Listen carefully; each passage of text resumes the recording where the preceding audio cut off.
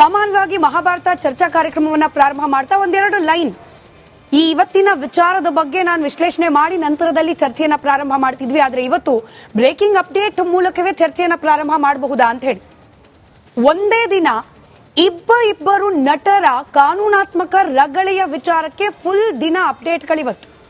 ಅದರ breaking update ಅನ್ನ ನೋಡ್ತಾ ಚರ್ಚೆಯನ್ನ ಪ್ರಾರಂಭ ಮಾಡೋಣ. ಪಿಸಿಆರ್ ದಯವಿಟ್ಟು ಬ್ರೇಕಿಂಗ್ ಅನ್ನ ಸ್ಕ್ರೀನ್ ಮೇಲೆ ತನ್ನಿ. ಇಬ್ಬರು ನಟರು 2 ಕ್ರಿಮಿನಲ್ ಕೇಸ್. ಅಭಿಮಾನಿಯ ಸಾವಿನಿಂದ ಒಬ್ಬರಾದ್ರೂ ಅರೆಸ್ಟ್, ಅಭಿಮಾನಿ ಸಾಯಿಸಿದ್ರು ಅನ್ನೋ ಆರೋಪದ ಮೇಲೆ ಮತ್ತೊಬ್ರು ಆಗಿದ್ರು ಅರೆಸ್ಟ್. ಇವತ್ತು ಇಬ್ಬರಿಗೂ ಕೂಡ ರಿಲೀಫ್. ಒಂದು ಪುಷ್ಪ 2 ಚಿತ್ರದ ಪ್ರೀಮಿಯರ್ ಶೋ ಸಂದರ್ಭದಲ್ಲಿ ಆದ ಕಾಲ್ ತುಳಿತ. ಅಭಿಮಾನಿ ಒಬ್ರು ಅಲ್ಲು ಅರ್ಜುನ್ ನೋಡ್ಲಿಕ್ಕೆ ಬಂದ ಸಂದರ್ಭದಲ್ಲಿ ಕಾಲ್ ತುಳಿತದಿಂದಾಗಿ ಸಾವನ್ನಪ್ಪಿದ್ರು ಮಹಿಳೆಯ ಪತಿ ನೀಡಿದ ದೂರಿನ ಆಧಾರದ ಮೇಲೆ ಇವತ್ತು ಬೆಳಗ್ಗೆ ಅರೆಸ್ಟ್ ಆದ್ರು ಅಲ್ಲು ಅರ್ಜುನ್. ಸಂಜೆ ವೇಳೆಗೆ ಕೋರ್ಟ್ನಿಂದ ತಾತ್ಕಾಲಿಕ ರಿಲೀಫ್ ಅವರಿಗೆ ಸಿಕ್ಕಿದೆ. ಇನ್ನು ಕೆಲವೇ ಹೊತ್ತಿನಲ್ಲಿ ಬಿಡುಗಡೆ ಆಗೋ ಸಾಧ್ಯತೆ ಕೂಡ ಇದೆ. ಇದರ ನಡುವೆ ಬರೋಬ್ಬರಿ 7 ತಿಂಗಳಿನಿಂದ ಜೈಲಿನ ವಾಸವನ್ನ ಅನುಭವಿಸ್ತಾ ಇದ್ದ ದರ್ಶನ್ ಇತ್ತೀಚೆಗೆ ಮೆಡಿಕಲ್ ಬೇಲ್ ಮೇಲೆ ಆಚೆ ಬಂದಿದ್ರು, ಅದು ಬೇರೆ ಪ್ರಶ್ನೆ. ಆದ್ರೆ ಒಂದು ಶಾಶ್ವತವಾದ ನಿಟ್ಟುಸಿರು ಬಿಡುವ ಪ್ರಯತ್ನದಲ್ಲಿದ್ರು. ರೆಗ್ಯುಲರ್ ಬೇಲ್ನ ನಿರೀಕ್ಷೆಯಲ್ಲಿದ್ರು ದರ್ಶನ್ ಹಾಗೆ ರೇಣುಕಾಸ್ವಾಮಿ ಕೊಲೆ ಪ್ರಕರಣದ ಇತರೆ ಆರೋಪಿಗಳು. ಇವತ್ತು ಹೈಕೋರ್ಟ್ನಲ್ಲಿ 7 ಮಂದಿ ಆರೋಪಿಗಳಿಗೆ ಬೇಲನ್ನ ಮಂಜೂರು ಮಾಡಲಾಗಿದೆ. ಅಲ್ಲಿಗೆ ಒಟ್ಟು 12 ಮಂದಿ ಈ ಪ್ರಕರಣದಲ್ಲಿ ಒಟ್ಟು 12 ಮಂದಿ ಆರೋಪಿಗಳು. 17 ಮಂದಿಯ ಪೈಕಿ ಬೇಲ್ ಮೇಲೆ ಆಚೆ ಬಂದಂತಹ ಸಂದರ್ಭ. ಚರ್ಚೆಯನ್ನ ಪ್ರಾರಂಭ ಮಾಡಲಿಕ್ಕೆ ಮುಂಚೆ ಇವತ್ತಿನ ಮಹಾಭಾರತ ಪ್ರಶ್ನೆಯನ್ನ ಸಾಧ್ಯ ಆದ್ರೆ ಸ್ಕ್ರೀನ್ ಮೇಲೆ ತಗೊಂಡು ಬನ್ನಿ. ಪ್ರತಿದಿನ ಕೂಡ ಇವತ್ತಿನ ಡಿಬೇಟ್ಗೆ ಸಂಬಂಧಪಟ್ಟ ಒಂದು ಪ್ರಶ್ನೆಯನ್ನ ವೀಕ್ಷಕರ ಮುಂದೆ ಇಡುವ ಪ್ರಯತ್ನವನ್ನ ಮಾಡ್ತಾ ಹೋಗ್ತೇವೆ. ಜಸ್ಟ್ ನೋ ದ ಪಲ್ಸ್, ನಮ್ಮ ವೀಕ್ಷಕರು ಹಾಗೆ ಜನರ ಅಭಿಪ್ರಾಯ ಯಾವ ರೀತಿ ಇದೆ ಅಂತ ಹೇಳಿ.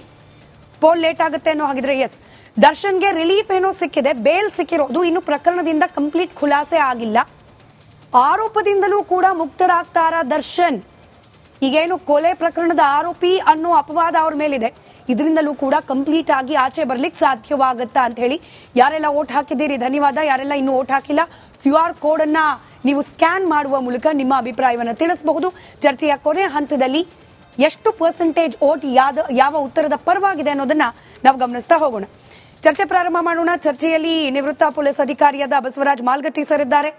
ಹಾಗೆ ಪ್ರಕರಣದ ಇನ್ಫ್ಯಾಕ್ಟ್ ಇಬ್ಬರು ಆರೋಪಿಗಳ ಪರವಾಗಿ ವಕೀಲರಾಗಿ ವಾದವನ್ನ ಮಂಡಿಸಿ ಗೆಲುವಿನ ಖುಷಿಯಲ್ಲಿದ್ದಾರೆ ರಂಗನಾಥ್ ರೆಡ್ಡಿ ಅವರು ವಕೀಲರು, ಅವರು ಕೂಡ ಜಾಯಿನ್ ಆಗಿದ್ದಾರೆ. ಹಾಗೆ ಡೇ 1 ದರ್ಶನ್ ಅವರು ಈ ರೇಣುಕಾಸ್ವಾಮಿ ಕೊಲೆ ಪ್ರಕರಣದಲ್ಲಿ ಅರೆಸ್ಟ್ ಆದ ದಿನದಿಂದಲೂ ಕೂಡ ದರ್ಶನ್ ಅವರ ಬೆನ್ನಿಗೆ ನಿಂತವರು, ದರ್ಶನ್ ಅವರ ಪರವಾಗಿ ನಿಂತವರು ಇಬ್ಬರು. ಅದೇ ಚಲನಚಿತ್ರೋದ್ಯಮ ರಂಗಕ್ಕೆ ಸಂಬಂಧಪಟ್ಟವರು ಗಣೇಶ್ ಕೇಸರ್ಕರ್ ಸರ್ ಅವರು ಹಾಗೆ ಸಂಜನಾ ಗಲ್ರಾಣಿ ಇಬ್ಬರು ನಗು ಮುಖದೊಂದಿಗೆ ಇವತ್ತು ನಮ್ಮ ಚರ್ಚಾ ಕಾರ್ಯಕ್ರಮದಲ್ಲಿ ಜಾಯಿನ್ ಆಗ್ತಿದ್ದಾರೆ.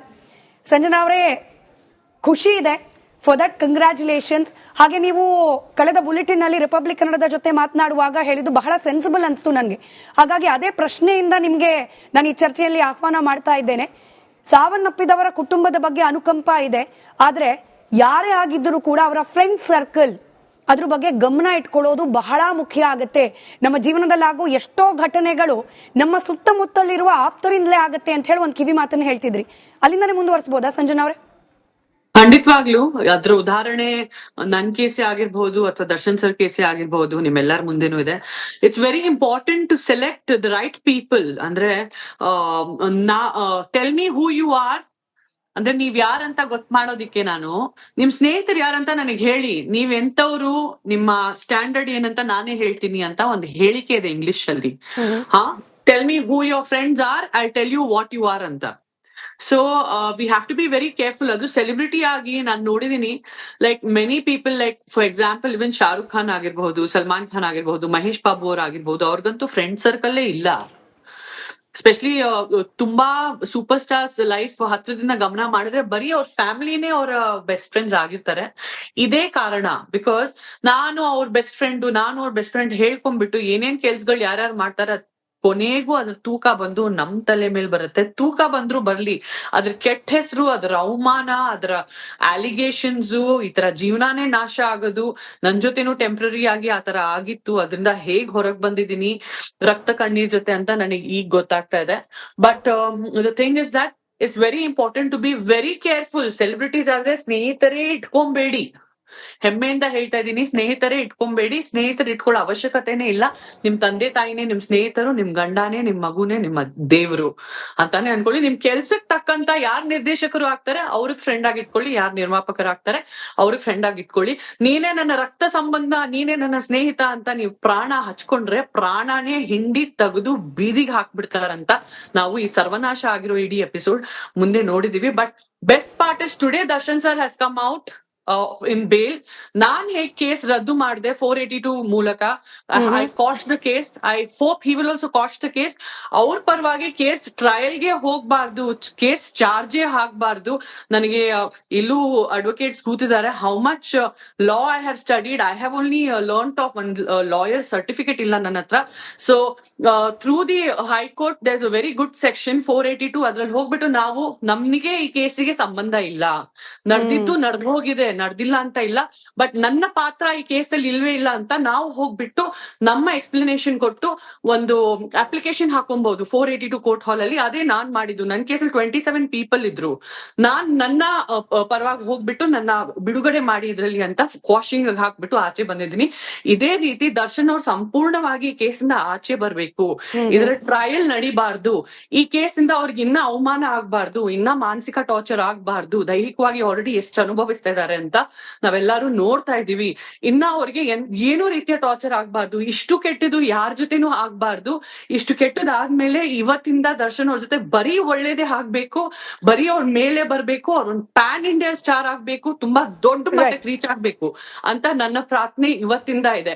ಅಂಡ್ ಈ ಪ್ರಾರ್ಥನೆ ನಿಜಕ್ಕೂ ದೇವರು ನಿಜ ಮಾಡ್ಲಿ ಅಂತ ನನ್ಗೆ 150 ಸುದ್ದಿ, 120 ಇಂಪ್ಯಾಕ್ಟ್. ಸೂಪರ್ 3 ಒಳ್ಳೆ ಡ್ರಾ, ಒಳ್ಳೆ ಬಹುಮಾನ. ಮಾಧ್ಯಮ ಇತಿಹಾಸದಲ್ಲೇ ಮೊದಲು ಪರಿಹಾರ ಪತ್ರಿಕೋದ್ಯಮ.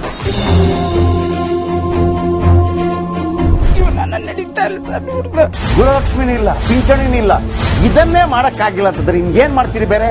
ಏನ್ ಕಳಿಸಿ ಆ ಸಮಸ್ಯೆಯನ್ನು ಪರಿಹರಿಸಿಕೊಡ್ಲಾಗ್ಬೋದು.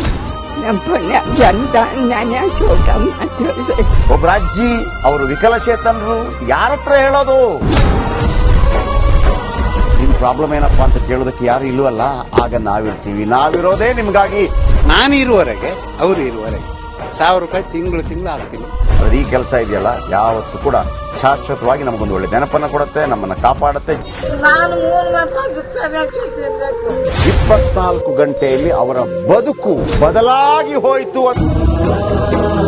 ನಾವು ರಿಪಬ್ಲಿಕ್ ಕನ್ನಡ, ನೇಷನ್ ಫಸ್ಟ್. ಸಮಾಜ ನಮಗೆ ಬಹಳ ಮುಖ್ಯವಾಗಿರುತ್ತೆ.